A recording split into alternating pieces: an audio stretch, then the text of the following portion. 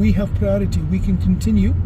So if they're turning, they have to wait for us because we have no line. So a little bit more to the right, follow the road ahead. Keep your speed up. Can you feel the car slowing down? Yep. When it slows down and you don't want it to slow down, you give a bit more gas. And that cancels that. We're now following the road ahead. We're then going to follow the signs for the city centre. The sign that you need will be on the left hand side of the road. Usually any sign that applies to you usually is on the left. Now we can see lots of signs on the right and we can also see one on the left. Which way do we need to go for the city centre? Okay, start your routine, mirrors and signal. And come into the far left hand side lane. And let's go behind the red traffic lights at the bottom. Go a little faster, Brian. That's fine.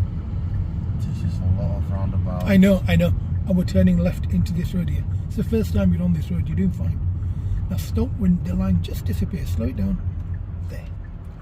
Give yourself a bit more room to, if you do go wrong, you've got more time to fix. Now, this sign on the left, this triangle, what does it mean? There's more traffic lights ahead. Yeah. Does it mean traffic lights? Could it be a crossing?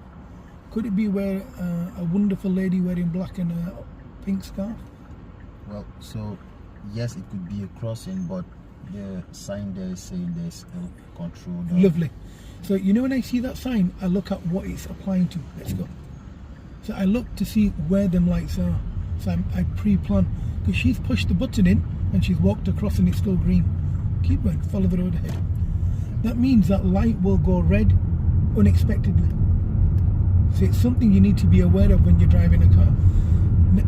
Now we're approaching another crossing.